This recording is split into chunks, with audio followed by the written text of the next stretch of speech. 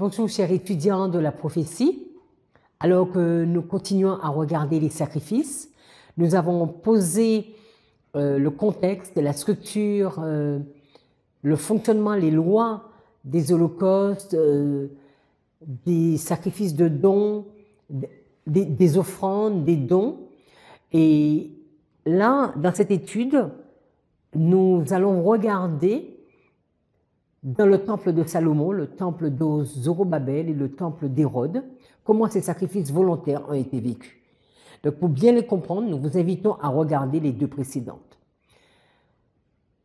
Avant de rentrer dans le temple de Salomon, avec l'histoire de David et de son fils Salomon, prenons la position pour la prière. Notre Seigneur, notre Dieu, alors que nous allons étudier, regarder, nous poser, nous asseoir sur ton peuple à travers les âges et par rapport à tes ordonnances sur les sacrifices, que nous puissions bien comprendre les évolutions, ce que tu as voulu, ce que tu as ordonné. Que le Saint-Esprit puisse vraiment nous convaincre et nous conduire dans toute la vérité et que nous soyons les étudiants, véritablement les étudiants de la prophétie, les étudiants de ta parole. Bénis chaque personne qui écoute cette vidéo et qu'elle, à leur tour, qu'elle soit également des étudiantes assidues à ta parole. Voilà ce que nous te demandons au nom de Jésus. Amen. De tout temps, des hommes, des femmes, des enfants, poussés par l'amour et la révérence au Dieu de l'univers, ont cherché à lui offrir des sacrifices d'action de grâce, des offrandes, des holocaustes, volontairement. Nous l'avons vu dans l'étude précédente, Abel. Nous pouvons également noter Noé, parler d'Abraham, d'Isaac, de Jacob. La liste serait longue. Nous avons vu les enfants d'Israël, mais également Gédéon. Contrairement à ce que j'avais dit, vraiment qu'il a voulu offrir ce sacrifice à l'Éternel, Manoach. Nous avons également noté la rébellion de Saül. Et maintenant, regardons celui qui va succéder à Saül, à la personne de David. Et comment David va décrire ses sacrifices pour son Dieu. Au psaume 100, verset 1, il est dit, psaume de louange. Et louange, c'est la même stronde pour action de grâce. Donc c'est psaume pour des actions de grâce. Nous ne voyons pas une offrande, nous ne voyons pas un sacrifice, nous voyons un cantique, un chant, un poème. Poussez vers l'Éternel des cris de joie, vous tous habitants de la terre. Et pour David, c'est son offrande d'action de grâce. Au chapitre 107, il va dire qu'ils offrent des sacrifices d'action de grâce et qu'ils publient ses œuvres avec des cris de joie. Pour David, publier par des cris de joie, parler de la bonté de Dieu, c'est offrir des sacrifices d'action de grâce.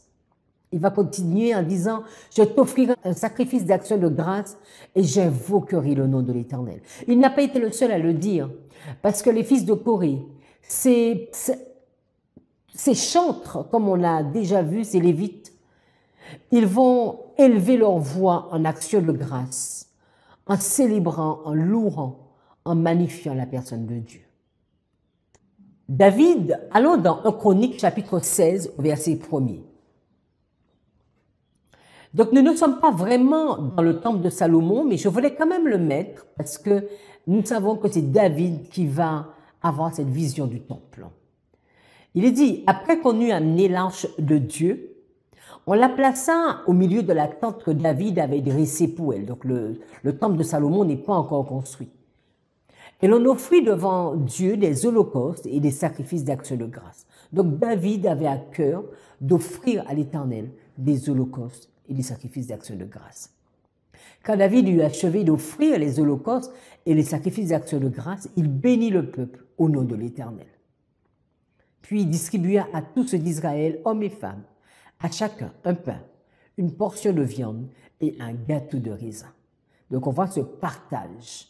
On a vu dans les actions de grâce tout ce partage, cette convivialité qui pouvait y avoir. Verset 29, il est dit, rendez à l'Éternel. Il va être celui qui va dire, rendez à l'Éternel gloire pour son nom, apportez des offrandes et venez en sa présence. Prosternez-vous devant l'Éternel avec des saints ornements.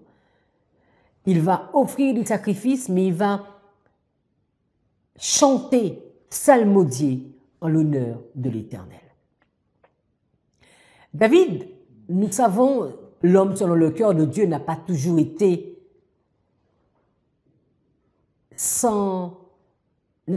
correct, qu'on pourrait dire entre guillemets. Il a eu ses déboires, ses difficultés. Notamment, vous vous souvenez de cette histoire de dénombrement. Quand nous allons dans 1 Chronique, chapitre 21, verset 18, il est dit, l'ange de l'Éternel dit à Gad de parler à David afin qu'il montât pour élever un autel à l'Éternel dans l'air d'Ornan, le Jébusien. Et David va monter selon la parole que Gad avait prononcée au nom de l'Éternel. Ornan se retourna et vit l'ange, et ses 4 fils se cachèrent avec lui. Il foulait alors le froment. Lorsque David arriva près d'Ornan, Ornan regarda et aperçut David. Puis il sortit de l'air et se prosterna devant David, le visage contre terre. David dit à Ornan, « Cède-moi l'emplacement de l'air, pour que j'y bâtisse un autel à l'Éternel. Cède-le-moi pour la valeur en argent, afin que la plaie se retire de dessus le peuple. » Ornan va répondre à David, il va dire, « Prends-le, et que mon Seigneur le roi fasse ce qui lui semblera bon. Vois, je donne les bœufs pour l'holocauste, les chars pour le bois et le froment pour l'offrande. Je donne tout cela. » Donc il avait tout compris. Il donnait vraiment tout le package, qu'on pourrait dire. Mais le roi David dit à Ornan, « Non, je veux l'acheter contre sa valeur en argent, car je ne présenterai point à l'Éternel ce qui est à toi. Et je n'offrirai point un holocauste qui ne me coûte rien. » Parce qu'ils avaient compris, David avait compris que l'holocauste, c'était un sacrifice. C'est quelque chose qu'on se faisait, c'était quelque chose qui coûtait déjà. Quand je parle de sacrifice, je parle de notion de sacrifice, de se retirer quelque chose. C'est quelque chose qui coûte. Et nous nous souvenons de l'histoire de Saül qui avait pris tous les animaux de ce peuple ennemi qui n'avait rien coûté et qui l'avait emmené. Et David va dire non, je n'offrirai pas un holocauste qui ne me coûte rien. Nous nous souvenons que quand nous avons vu les fêtes où l'Éternel disait de ne pas venir devant lui les mains vides. Verset 25, et David donna à Ornan 600 cycles d'or pour l'emplacement. David bâtit là un autel à l'Éternel et il offrit des holocaustes et des sacrifices d'action de grâce. Il invoqua l'Éternel et l'Éternel lui répondit par le feu qui descendit du ciel sur l'autel de l'holocauste. Donc on voit l'Éternel qui va agréer cette offrande que David va faire. Ellen White nous dit que l'endroit sur lequel l'autel avait été dressé était destiné à être un lieu sacré. Ornan, son propriétaire, l'offrit à David à titre de présent. Le roi refusa. Il dit « Non, non, je veux acheter le tout à sa vraie valeur, car je ne prendrai pas ce qui t'appartient pour le donner à l'Éternel. Et je ne lui offrirai pas un holocauste qui ne me coûte rien. » David donna donc à Ornan pour cet emplacement le poids de 600 cycles, comme on l'a vu. Cet endroit, rendu mémorable déjà par l'autel qu'Abraham y avait construit pour offrir Isaac, sanctifié maintenant par cette grande délivrance, fut plus tard choisi par Salomon pour y construire le temple qui porta son nom. C'est le même lieu où tout ceci se passa. Regardons un peu Salomon avec les holocaustes et les sacrifices. Si nous allons dans 1 roi chapitre 3 ou 1 roi chapitre 8, il est dit « Salomon s'éveilla et voilà le songe. Salomon revint à Jérusalem et se présenta devant l'arche de l'alliance de l'Éternel. Il offrit les holocaustes et les sacrifices d'action de grâce et fit un festin à tous ses serviteurs. Donc c'est vraiment quelque chose qui se faisait. Là, il a reçu un songe, l'Éternel qui va dire à Salomon qu'il sera avec lui, qu'il sera à ses côtés. Et Salomon veut remercier l'Éternel, veut vraiment lui dire merci et ne va pas partager cette offrande tout seul, mais il va également partager ce festin avec ses serviteurs. Au chapitre 8, il est dit, Salomon immola 22 000 bœufs, on l'avait déjà vu lors de la dédicace du temple, et 120 000 brebis pour le sacrifice d'action de grâce qu'il offrit à l'Éternel. Ainsi le roi et tous les enfants d'Israël firent la dédicace de la maison de l'Éternel. Donc, David qui a offert les sacrifices à l'Éternel, Salomon également. On continue, au verset 64, il est dit, en ce jour, le roi consacra le milieu du parvis qui est devant la maison de l'Éternel, car il offrit là des holocaustes, les offrandes et les graisses des sacrifices d'action de grâce. N'oublions pas qu'on a déjà vu que c'était le lieu. Nous avons eu quelques cas particuliers où cela ne s'est pas fait dans le camp, mais c'était à l'autel des sacrifices qu'il fallait offrir ces offrandes à l'Éternel. Parce que l'autel d'airain qui est devant l'Éternel était trop petit pour contenir les holocaustes, les offrandes et les graisses des sacrifices d'action de grâce. Et on a déjà vu les dimensions de cet autel par rapport à l'autel des sacrifices. Donc vraiment, les études s'emboîtent les unes dans les autres. C'est pour cela que c'est vraiment intéressant d'arriver à suivre toute la liste, toute la série, afin de mieux comprendre ce qui se passait. Quelques années plus tard, nous sommes sur Ésaïe. Ésaïe qui est prophète au temps de Osias, Jotham, Akaz et Ézéchias. Et au verset 2, il va dire « Cieux, écoutez, terre, prête l'oreille, car l'Éternel parle. J'ai nourri et élevé les enfants, mais ils se sont révoltés contre moi. Écoutez la parole de l'Éternel, chef de Sodome. Prête l'oreille à la loi de notre Dieu, peuple de Gomorrhe. Qu'ai-je à faire de la multitude de vos sacrifices, dit l'Éternel. Je suis rassasié des holocaustes de béliers et de graisse des veaux. Je ne prends point plaisir au sang des taureaux, des brebis et des boucs. Il continue en disant, quand vous venez vous présenter devant moi, qui vous demande de souiller mes parvis? Et cela fait vraiment écho à cette histoire de Samuel et de Saül. Les années sont passées, c'est le même problème. Il va dire, cessez d'apporter de vaines offrandes. J'ai en horreur l'encens, les nouvelles lunes, les sabbats, les assemblées. Je ne puis voir le crime s'associer aux solennités. Ce n'est pas parce que Dieu refuse les sacrifices, non. C'est parce qu'il y avait, à toutes ces solennités, il y avait des crimes qui étaient associés. Le peuple s'était détaché et le peuple pensait qu'en offrant tout ceci, mais l'Éternel ne verrait pas tout le mal qui sera fait. Et qu'est-ce qu'il va dire comme solution? Apprenez à faire le bien, recherchez la justice, protégez l'opprimé, faites droit à l'orphelin, défendez la veuve. Venez, plaidons, dit l'Éternel. Si vos péchés sont comme le cramoisi, ils deviendront blancs comme la neige. S'ils sont rouges comme la pourpre, ils deviendront comme la laine. C'est un principe qui avait été donné sur le sanctuaire avec Samuel, et on voit la même chose qui va être donnée encore sur le temple de Salomon. Dieu qui préfère l'obéissance au sacrifice. Les années passent et maintenant nous sommes sur Ézéchias. Dans 2 Chroniques 31, verset 2, qu'est-ce qu'il est dit? Ézéchias rétablit les classes des sacrificateurs et des Lévites d'après leur division, chacun selon ses fonctions. Sacrificateurs et Lévites pour les holocaustes et les sacrifices d'action de grâce. Donc on voit sous Ézéchias, il y avait le sacrifice des holocaustes et des actions de grâce pour le service, pour les chants et les louanges aux portes du camp de l'Éternel. Le roi donna une portion de ses biens pour les holocaustes du matin et du soir, et pour les holocaustes des sabbats, des nouvelles lunes et des fêtes, comme il est écrit dans la loi de l'Éternel.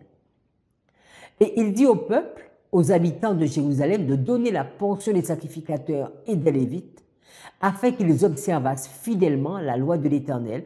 On a déjà vu cette portion qui était accordée aux sacrificateurs et aux Lévites en fonction des offrandes, donc tout s'imbrique. Lorsque la chose fut répandue, Les enfants d'Israël donnaient en abondance. Donc ils vont donner les prémices du blé, du mou, de l'huile, du miel et de tous les produits des champs. Parce que, vous vous souvenez, c'était des types d'offrandes qu'on faisait également à l'Éternel. Alors on pourrait se dire, mais pourquoi ils ont emmené du miel? Mais parce que il y avait des offrandes qui ne passaient pas sur l'autel, mais qui pouvaient être données en élévation et données notamment aux prêtres. Ils apportaient aussi en abondance la dîme de tout. De même, les enfants d'Israël et de Juda, qui demeuraient dans les villes de Juda, donnaient la dîme du gros et du menu bétail, et la dîme des choses saintes qui étaient consacrées à l'Éternel leur Dieu, et dont on fit plusieurs tas. Donc là maintenant, cela nous fait penser à cette étude qu'on a vue dans le sanctuaire, quand Dieu avait demandé d'emmener des offrandes volontaires. Et on avait vu même qu'ils avaient emmené des offrandes extraordinaires. Et là, c'est vraiment le cas. Ils vont emmener beaucoup et cela va réellement faire des tas. Et on nous dit, ils ont emmené des offrandes à partir du 3e mois. Vous vous souvenez, la fête du 3e mois qui avait lieu, d'accord? Le deuxième pèlerinage, ils vont commencer au 3e mois à offrir et ils vont achever d'offrir au 7e mois, l'autre pèlerinage. Et ils vont emmener des offrandes. Alors, est-ce qu'ils ont emmené des offrandes seulement lors des pèlerinages? On ne sait pas. Mais il nous est dit qu'ils ont commencé à former des tas au 3e mois, c'est le 2e pèlerinage. Et ils vont l'achever au 7e mois, qui est le 3e pèlerinage. Ézéchias et les chefs vinrent voir l'état, ils bénirent l'Éternel, son peuple d'Israël. Verset 19. Ézéchias interrogea les sacrificateurs et les Lévites au sujet de cet état.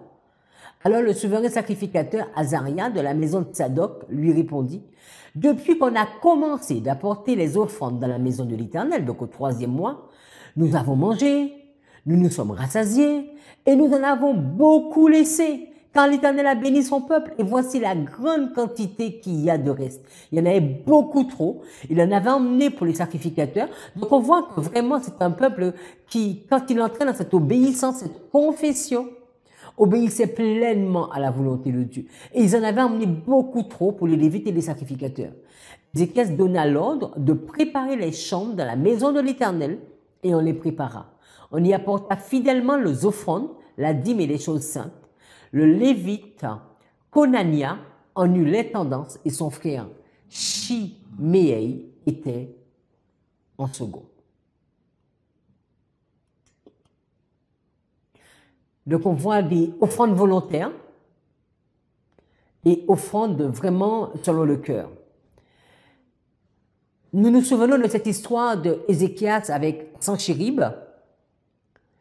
Et quand nous allons dans 2 Chroniques 32, verset 20, il est dit, le roi Ézéchias et le prophète Isaïe, fils d'Amoth, se mirent à prier à ce sujet, ils crièrent au ciel, parce que Sanchérib leur avait dit que ils avaient même demandé au peuple de ne pas écouter Ézéchias parce qu'il devait se soumettre à lui, au roi d'Assyrie, et que sinon c'était la mort pour eux, pour faire simple. Verset 21.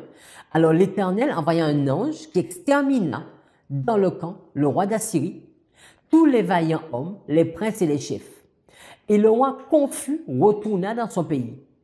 Il entra dans la maison de son Dieu, et là, ceux qui étaient sortis de ses entrailles le firent tomber par l'épée. Verset 22. Ainsi l'Éternel sauva Ézéchias et les habitants de Jérusalem de la main de Sanchérib, roi d'Assyrie, et de la main de tous, et il les protégea contre ceux qui les entouraient. Verset 23. Beaucoup de gens apportèrent dans Jérusalem des offrandes à l'Éternel. Parce que face à ce miracle, mais qu'est-ce qu'ils vont faire? Spontanément, ils vont remercier Dieu. Merci. Merci, merci pour tes offrandes. Et ils vont, merci pour ta délivrance. Et ils vont emmener ces offrandes.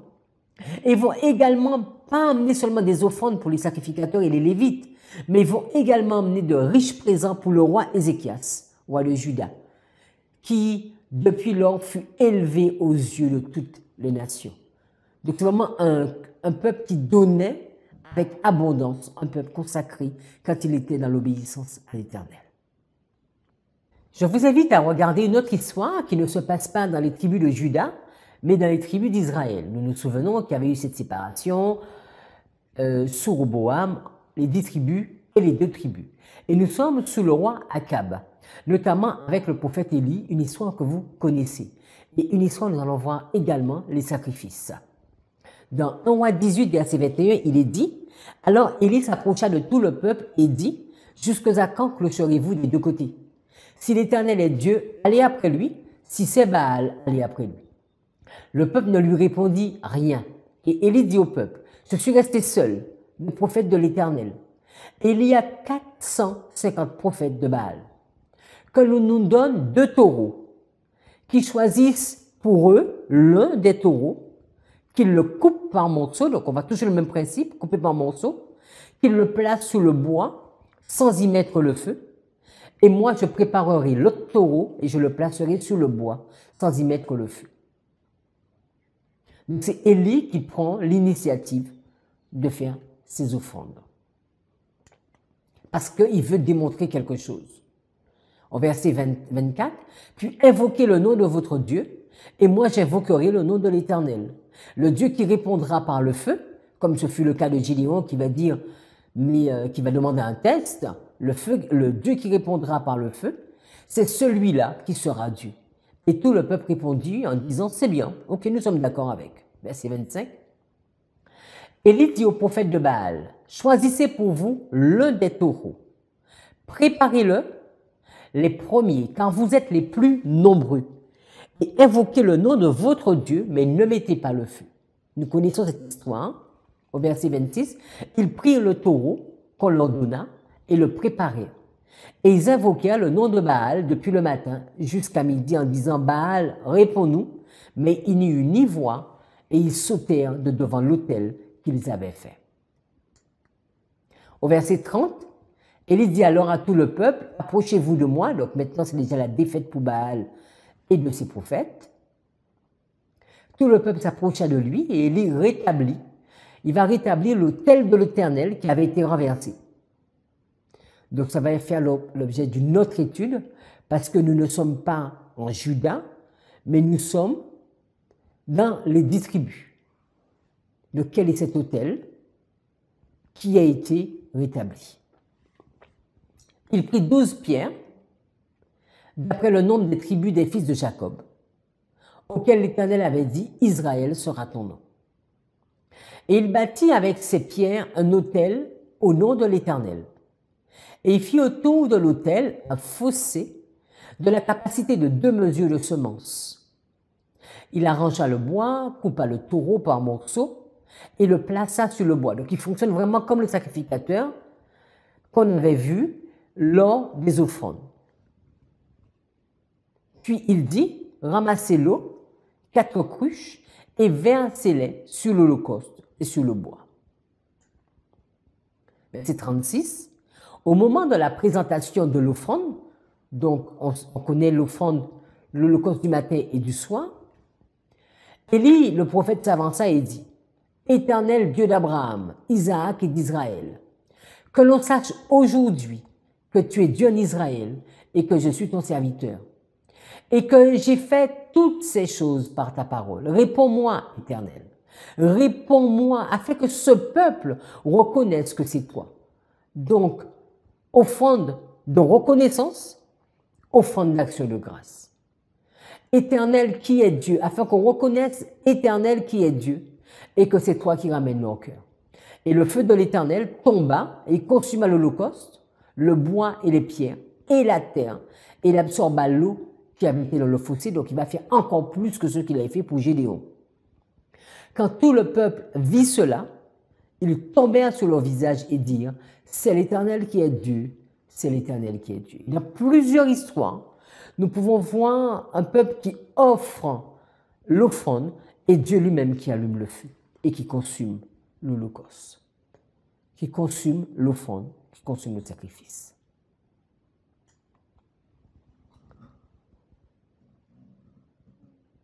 Nous revenons en Juda et nous allons voir des offrandes non agréées. Alors dans Jérémie 14, il est dit la parole qui fut adressée à Jérémie par l'Éternel à l'occasion de la sécheresse. Juda est dans le deuil, ses villes sont désolées, tristes, abattues, et les cris de Jérusalem s'élèvent. Le verset 10, Voici ce que l'Éternel dit de ce peuple. Ils aiment accourir ça et là. Ils ne savent retenir leurs pieds. L'Éternel n'a point d'attachement pour eux. Il se souvient maintenant de leurs crimes et il châtie leurs péchés. Et l'Éternel me dit, n'intercède pas en faveur de ce peuple. S'ils jeûnent, je n'écouterai pas leurs supplications. S'ils offrent des holocaustes et des offrandes, je ne les agréerai pas. Car je veux les détruire par l'épée, par la famine et par la peste. Nous sommes dans la période des derniers rois de Juda, où va y avoir la déportation. Et nous voyons un peuple infidèle, et que Dieu dit, comme il avait dit pour Samuel, je préfère l'obéissance au sacrifice. Il va le dire sur Samuel. Des années plus tard, il le répète encore sous Jérémie, que Dieu préfère l'obéissance au sacrifice.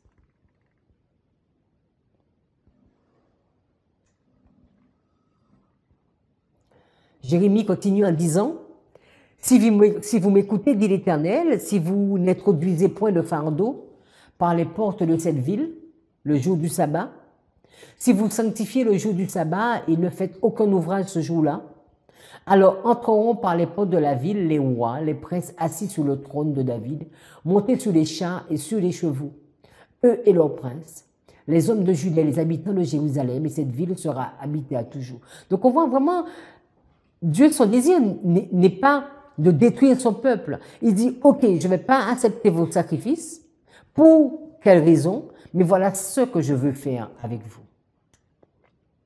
On viendra des villes de Juda et des environs de Jérusalem, du pays de Benjamin, de la vallée, de la montagne et du Midi, pour amener des holocaustes et des victimes, pour apporter des offrandes et de l'encens, et pour offrir les sacrifices d'action de grâce dans la maison de l'Éternel.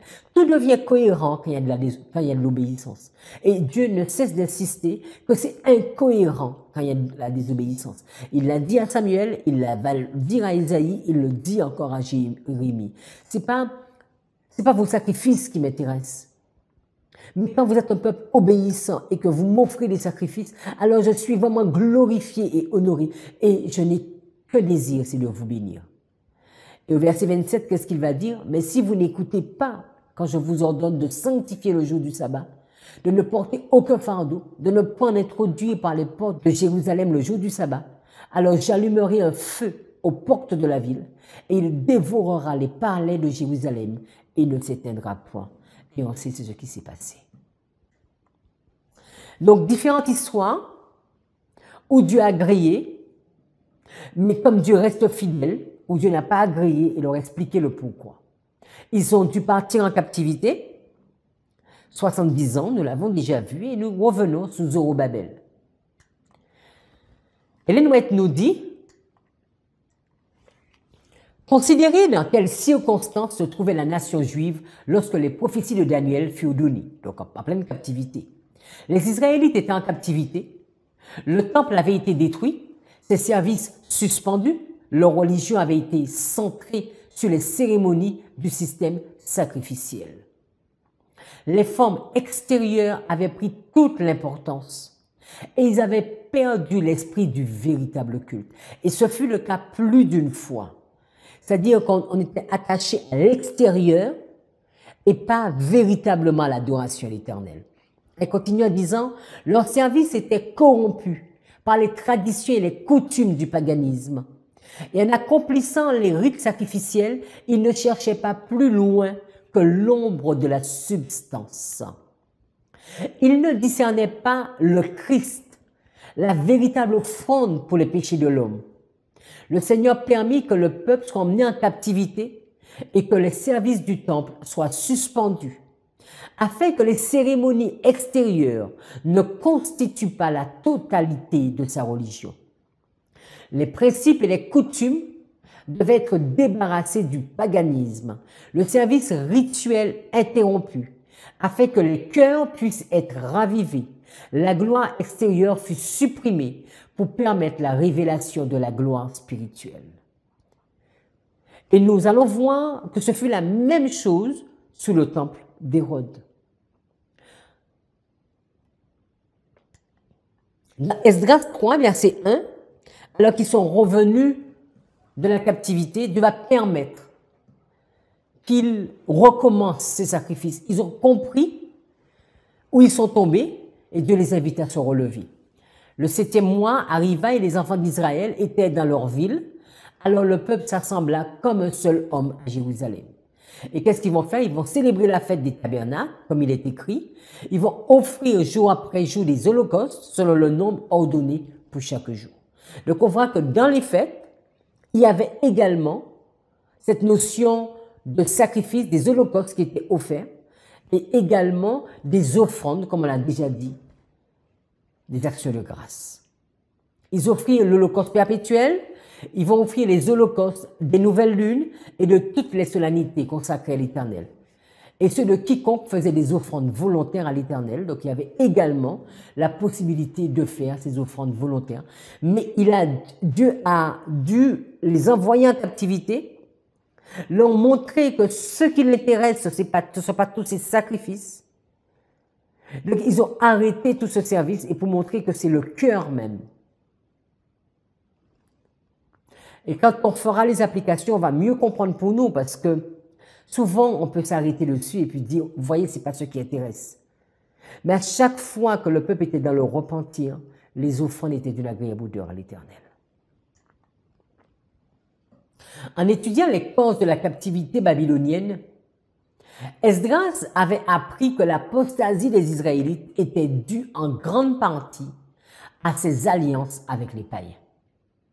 Il avait vu que s'ils avaient obéi au commandement de Dieu, leur interdisant de s'unir aux nations idolâtres, bien des tristesses et des humiliations leur auraient été épargnées.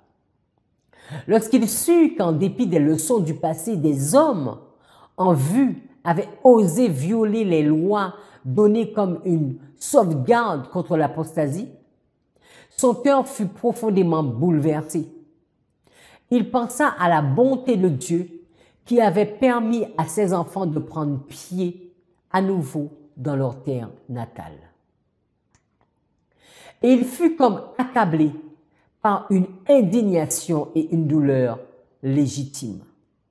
Lorsque j'entendis cela, dit-il, je déchirai mes vêtements et mon manteau, et je m'arrachai les cheveux de la tête et les poils de la barbe, et je m'assis désolé. Auprès de moi s'assemblèrent tous ceux qui faisaient trembler les paroles du Dieu d'Israël à cause du péché des fils de la captivité. Et moi, je restais assis et désolé jusqu'à l'offrande du soir. Donc on voit que même avant d'offrir cette offrande, Esdras avait compris, il comprenait qu'est-ce qui avait conduit à la captivité. Il y avait une prise de conscience avant d'offrir ces sacrifices à l'Éternel.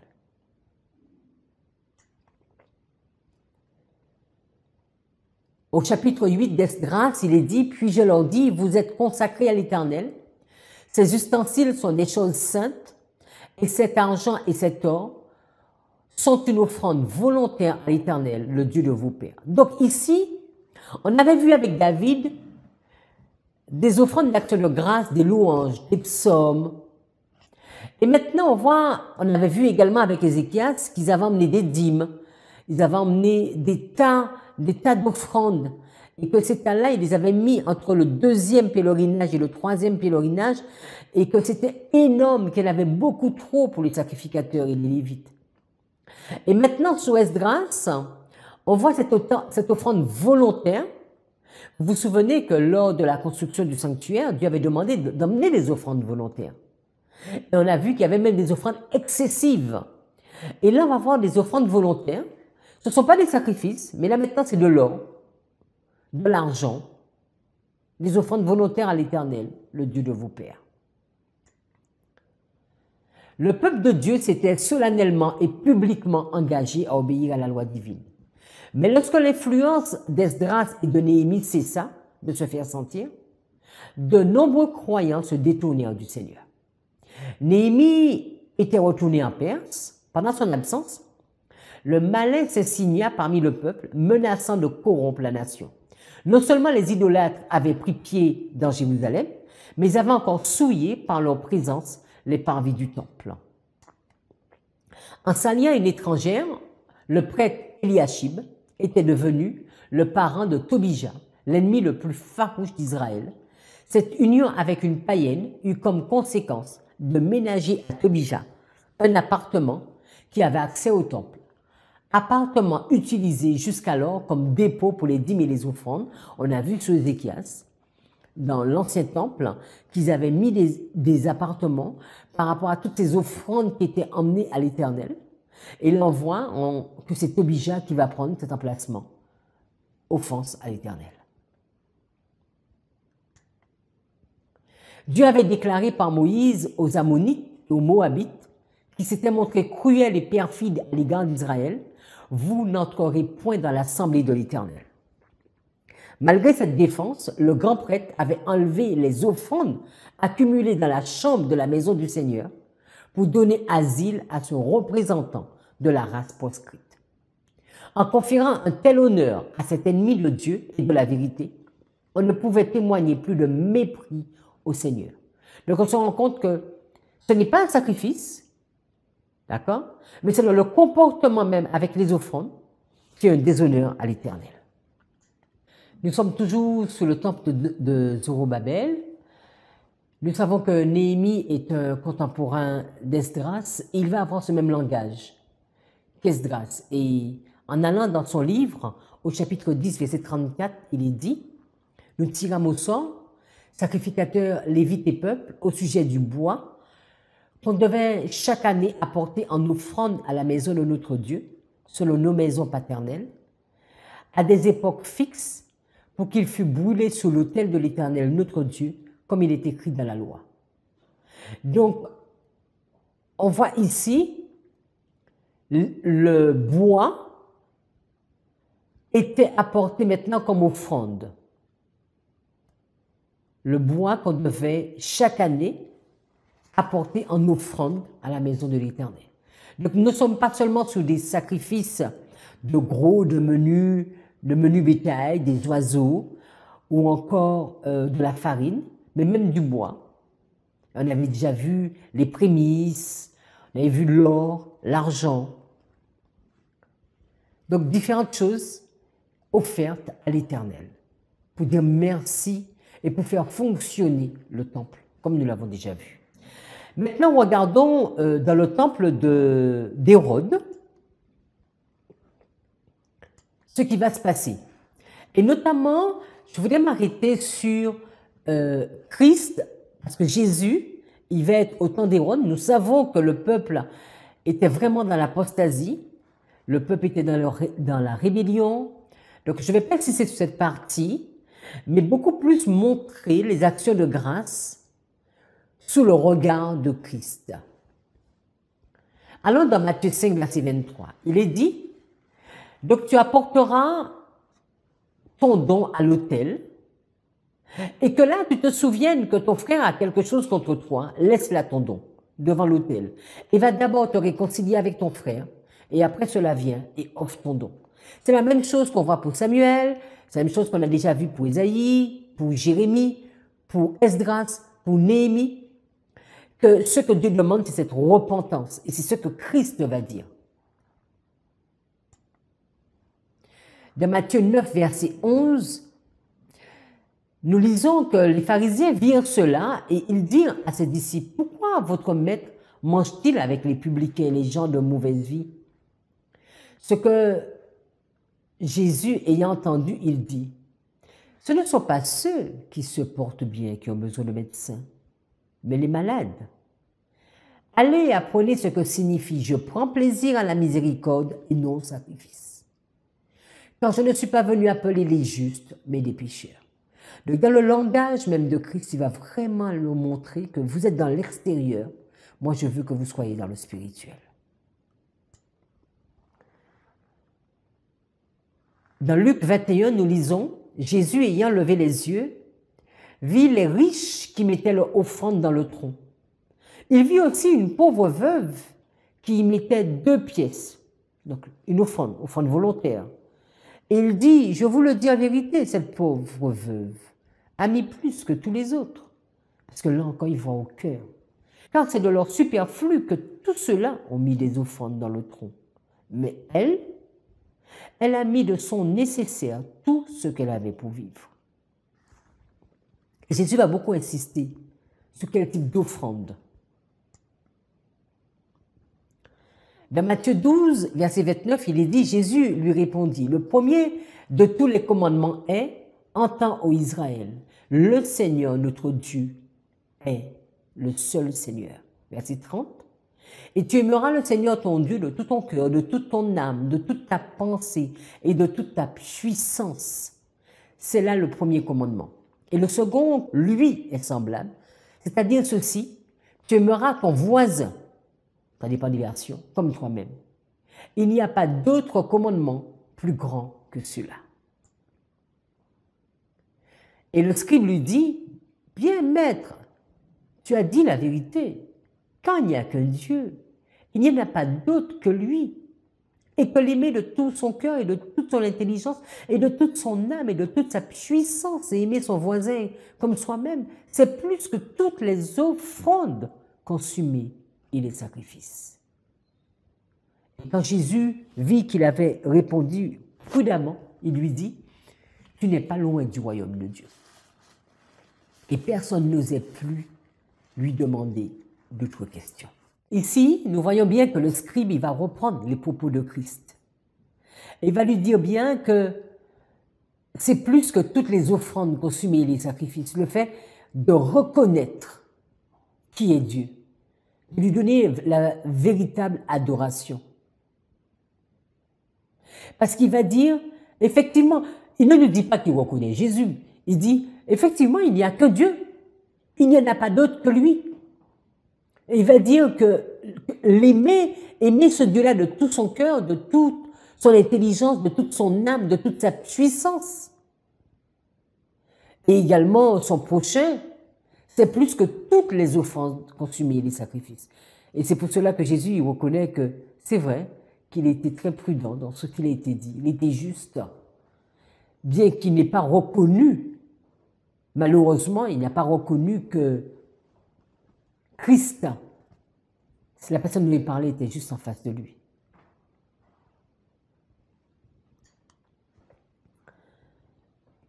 Comme nous allons toujours les actions de grâce, il y a Paul qui va dire « Je rends à mon Dieu de continuer l'action de grâce ». Et action de grâce, ici, c'est la Strong, la 2168. Il va dire qu'il rend des actions de grâce. Il n'était pas en train d'offrir un sacrifice ou de rendre un sacrifice.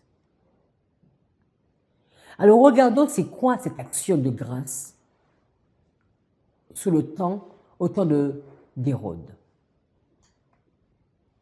Ou encore dans Colossiens 3, verset 17, on va appuyer cette même information. Et quoi que vous fassiez en parole ou en œuvre, faites tout au nom du Seigneur Jésus, en rendant par lui des actions de grâce à Dieu le Père. Donc comment on va rendre, comment ils étaient invités à rendre ces actions de grâce? Et qui a donné l'exemple de comment étaient ces actions de grâce? Parce que c'est vrai que nulle part ne nous dit, on n'a pas l'information qu'ils n'ont pas continué à faire les sacrifices. Donc ils continuent à faire les sacrifices. Mais là, on va interpeller sur rendre des actions de grâce. Alors, que signifie cette Strong? Action de grâce, 2168. Il va dire c'est être reconnaissant, ressentir de la reconnaissance. Donc, notons que ce n'est pas la même Strong que dans l'Ancien Testament, parce que ici, nous sommes dans le Nouveau Testament. Donc, il dit la même chose, c'est le fait d'être reconnaissant. C'est un remerciement. Action de grâce, remerciement. C'est une gratitude, reconnaître. Allons ensemble dans Matthieu, chapitre 15, verset 36. Il est dit, il prit les 7 pains et les poissons et après avoir rendu grâce. Et rendre grâce, c'est la même Strong, c'est 2168, c'est ce qu'on avait vu pour action de grâce.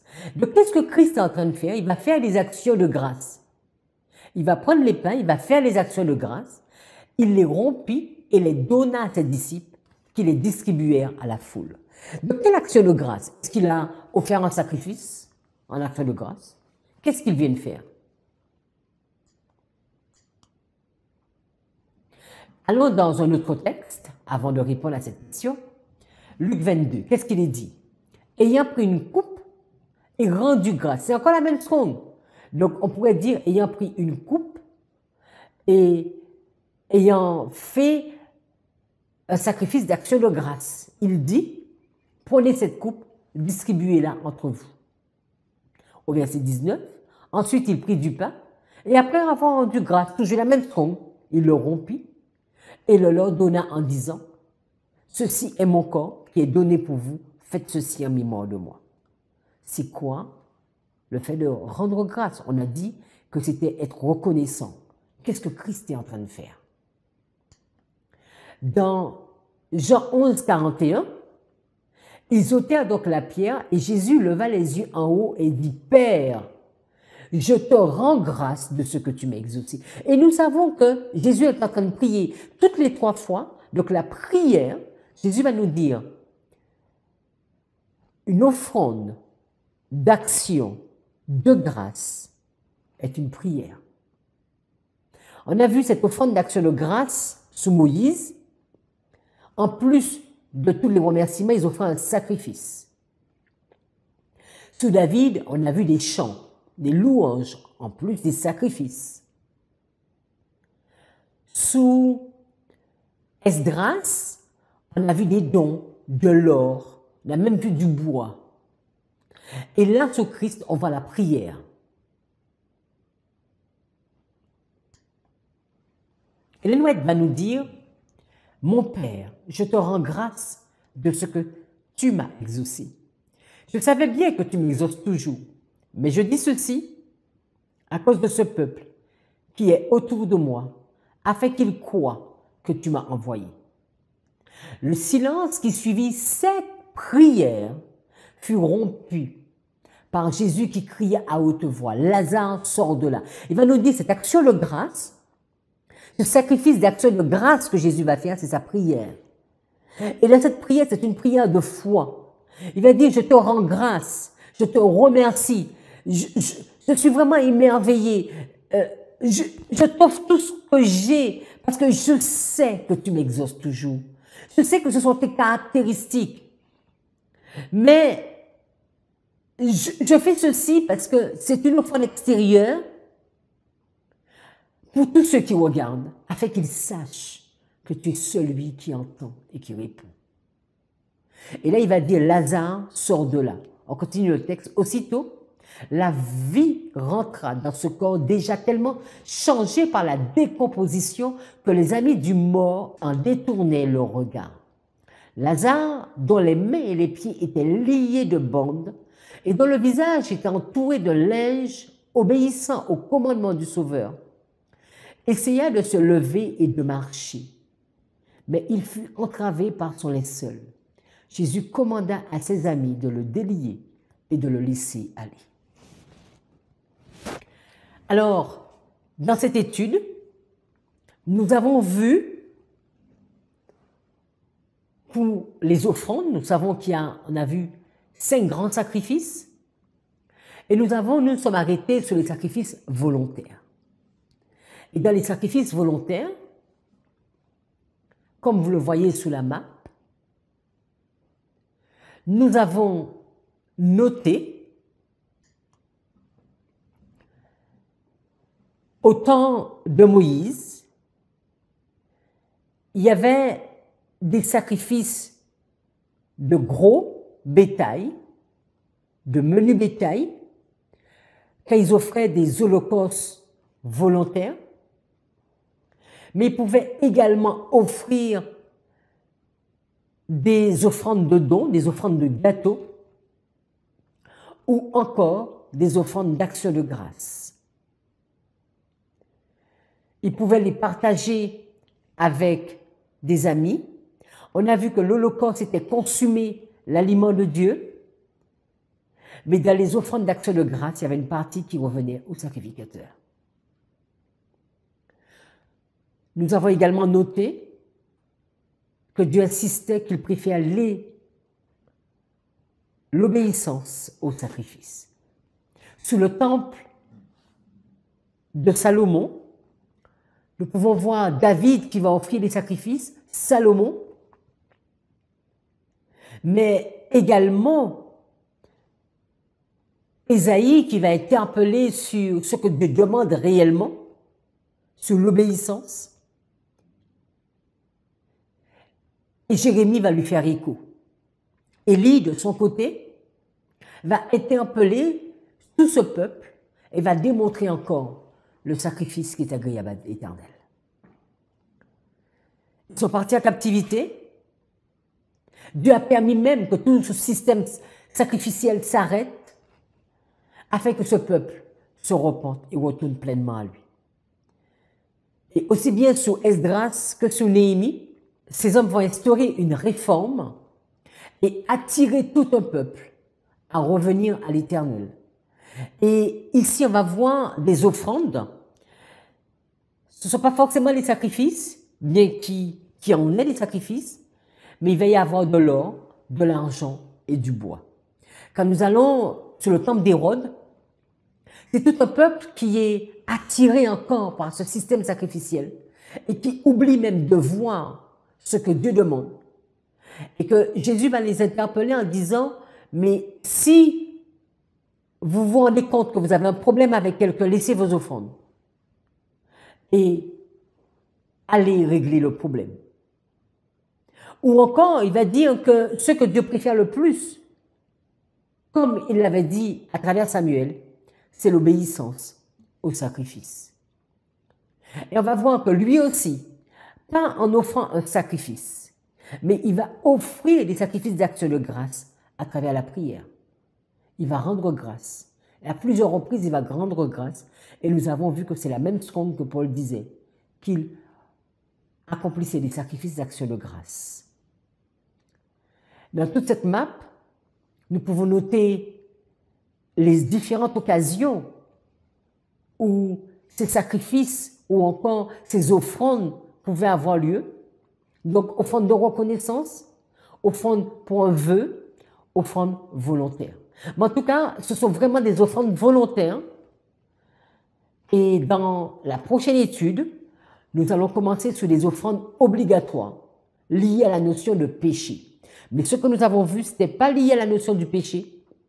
C'est vraiment un ressenti du cœur, le vouloir de dire, la volonté, le désir de dire merci. Merci Seigneur pour ce que tu fais. Prions. Nous voulons à notre tour, Seigneur, humblement, des milliers d'années plus tard, te dire merci. Merci d'être Dieu aussi beau.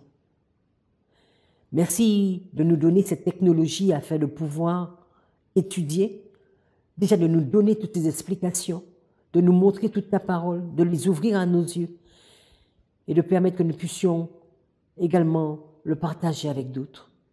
Seigneur, c'est toi qui attires les hommes, c'est toi qui attires les femmes à toi. Donne, s'il te plaît, attirer toutes les personnes à écouter afin d'apprendre et de comprendre réellement ce que tu désires. De tout temps, c'est toi qui as mis le système sacrificiel en place, c'est toi qui l'as voulu. Mais tu n'as jamais voulu que le profane se mêle avec tout ce qui est saint. Tu as voulu cette démarcation entre le péché et la justice. Et tu nous dis que tu préfères l'obéissance au sacrifice. Tu n'as cessé de le répéter. Tu l'as répété à Samuel, mais tu vas encore le dire à Ésaïe sous d'autres formes, mais à Jérémie, à Néhémie, à Esdras. Et Jésus, tu vas revenir et encore nous interpeller jusqu'à maintenant. Béni sois-tu. Merci pour tous ces messages et que nous puissions vraiment comprendre la portée de cette véritable offrande d'action de grâce.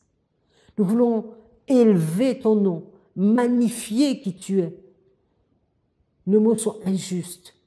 Nos mots sont infidèles. Nos mots ne sont pas à la hauteur de ce que nous voulons dire. Mais s'il te plaît, reçois notre offrande et reçois toutes les offrandes qui vont monter à toi, s'il te plaît. C'est au nom de Jésus que nous avons prié. Amen.